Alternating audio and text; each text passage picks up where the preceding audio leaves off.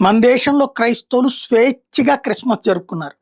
అందరూ చక్కగా సహకరించారు. ఈవెన్ అన్ని పార్టీలకు సంబంధించినటువంటి వేరే మతస్థులైనటువంటి నాయకులు, ఈవెన్ నరేంద్ర మోడీ లాంటి వాడు కూడా శుభాకాంక్షలు చెప్పుకొచ్చారు.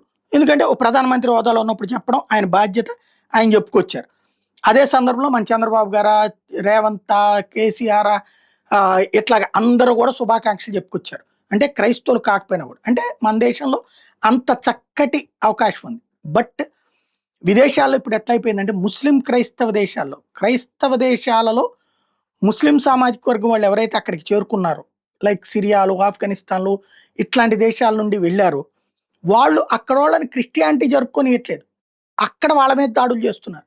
కొన్ని చోట్ల ట్రీస్ తగలబెట్టారు.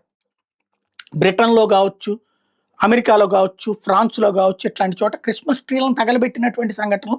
అక్కడేమి హిందువులు లేరు, లేదా ఆర్ఎస్ఎస్ లేదు, లేదా యూదులు కూడా కాదు అక్కడ చేసింది. లోకల్గా ఉన్నటువంటి ముస్లిం మతస్థులు అక్కడ చేసుకొచ్చారు. క్రైస్తవ దేశంలో క్రిస్టియానిటీ జరుపుకోకుండా, క్రిస్మస్ జరుపుకోకుండా అడ్డుపడేటటువంటి కుట్రలు చేసుకొచ్చారు. ఇలాంటి ఇన్సిడెంట్ నెదర్లాండ్స్లో నన్స్పీట్ ప్రాంతంలో జరిగింది. అక్కడ చివరికి ఒక ట్రక్కుతో క్రిస్మస్ వేడుకల మీదకి వెళ్ళి గుద్దేశారు. 10 మంది తీవ్రంగా గాయపడ్డారు. చివరికి ఎమర్జెన్సీ సర్వీసెస్ హెలికాప్టర్ల ద్వారా ప్రజల్ని రక్షించే ప్రయత్నం చేయాల్సి వచ్చింది. అంటే ఉన్మాదులు పెట్టరేగిపోతున్నారు. ఏ మతాన్ని అంగీకరించలేని పరిస్థితుల్లోకి రాడికల్ ఇస్లామిజం పెరుగుతోంది. ఇది కంట్రోల్ చేయాల్సిన అవసరం ఉంది.